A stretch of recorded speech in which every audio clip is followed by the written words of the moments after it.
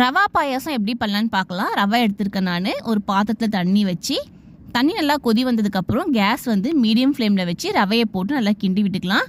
ரவை போட்டதுக்கப்புறம் உருண்டையாக ஆகிடும். அந்த உருண்டையாக ஆகாமல் நல்லா கிண்டி விட்டுக்கோங்க. கேஸ் மீடியம் ஃப்ளேமில் வச்சிங்கன்னா கட்டிகள் எதுவுமே ஃபார்ம் ஆகாது. இப்போ ரவை நல்லா வெந்ததுக்கப்புறம் தேவையான அளவுக்கு சர்க்கரை போட்டுக்கோங்க. நீங்கள் எந்த அளவுக்கு இனிப்பு சாப்பிட்றீங்களோ அந்தளவுக்கு சர்க்கரை போட்டுக்கோங்க. சர்க்கரை போட விருப்பம் இல்லைன்னா வெல்லம் கூட போட்டுக்கலாம். இப்போ சர்க்கரை போட்டு சர்க்கரை மெல்ட் ஆனதுக்கப்புறம் காய்ச்சி ஆற வச்சு எடுத்து வச்சுருக்கேன் பால். அந்த பாலும் ஊற்றிக்கலாம். இன்னும் கொஞ்சம் பால் தேவைப்பட்டால் கூட ஊற்றிக்கலாம், உங்கள் விருப்பம்தான். இந்த பால் போட்டு நல்லா மிக்ஸ் பண்ணதுக்கப்புறம் நெய்யில் வந்து முந்திரி பருப்பு எடுத்து வறுத்து வச்சுருக்கேன், அதையும் போட்டுக்கலாம். இது கூட உங்களுக்கு ட்ரை கிரேப்ஸ் வேணால் கூட போட்டுக்கலாம், நல்லாயிருக்கும். நான் முந்திரி மட்டும் தான் போட்டிருக்கேன். முந்திரி பருப்பு போட்டு நல்லா மிக்ஸ் பண்ணிக்கலாம். மிக்ஸ் பண்ணிவிட்டு சாப்பிட்டு பாருங்கள், செம்ம டேஸ்ட்டாக இருக்கும். நீங்களும் உங்கள் வீட்டில் ட்ரை பண்ணி பாருங்கள், சூப்பராக இருக்கும். நம்ம வீடியோ ஃபஸ்ட் டைம் பார்க்குறீங்கன்னா மறக்காமல் சப்ஸ்கிரைப் பண்ணிக்கோங்க. Thank you.